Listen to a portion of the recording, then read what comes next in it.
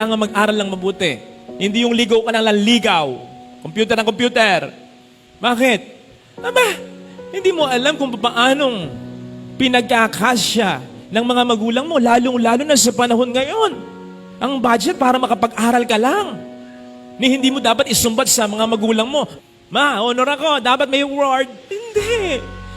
Yung pagrespeto sa kanila, yung pagmamahalan nyo bilang mga magkakapatid, alam ko, ano lang ba yan? At kahit paalagaan sila hanggang katandaan, hanggang kamatayan, ano lang din ba yan? Ilang taon mo pa sila alagaan kumpara sa ilang taon kanilang pinagsiyagang alagaan. Mula pa sa sinapupunan. Hindi mo alam kung ano ang kanilang pinagdaanan. At kahit pa may hingin sila, bihira namang humingi yan. Kahit pa tumanggap sila, baka naubusan ka. Ang mga magulang, pag binigyan mo, tinatago lang din naman. Kasi iniisip nila, pag namatay ako, makikita nila ito, hindi ko ginasta. Kasi alam ko, hirap ng mga anak ko. Yung pag-aalaga mo, ilang taon lang yun kumpara sa pag-aalaga. Sabi ko nga, wala tayong magagawa at wala tayong pupwedeng ibigay na pupwedeng sumapat ni lumaban man lamang sa timbangan. Kumpara dito sa iginawa para sa atin, ibinigay sa atin ng ating mga magulang, siguradong maaatwe yan.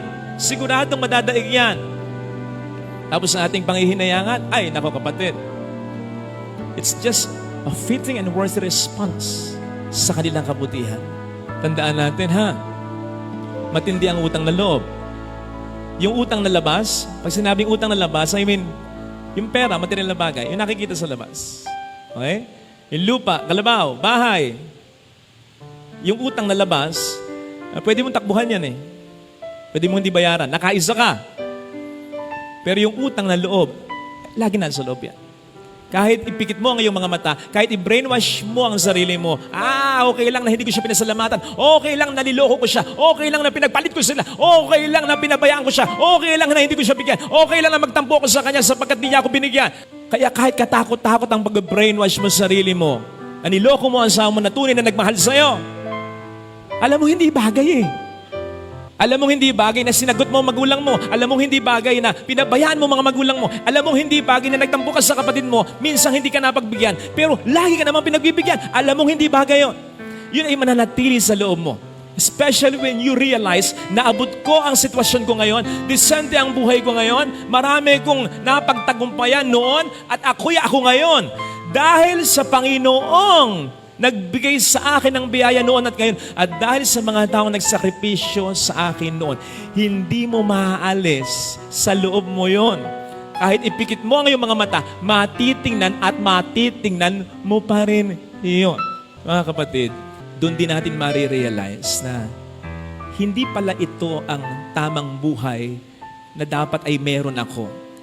Kung tumanaw lang ako ng utang na loob sa Diyos, at kung tumanaw lamang ako ng utang loob sa mga taong nagmahal sa akin ng totoo.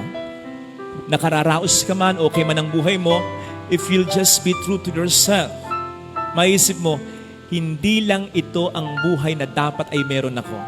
Hindi lamang dapat ako masaya, dapat fulfilled pa ako. Kung ako ay namuhay in a manner worthy of the kind of life God wants me to live, and those people who love me very much wanted me to live.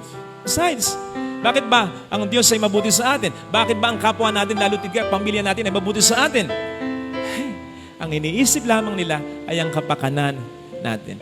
Kaya't kung pasasalamatan natin yon, gagantihan, susuklian natin kahit paano ang pagmamahal na yon. We will never go wrong. Mapupunta tayo sa tama bagay na buhay na iniisip para sa atin ng Panginoon.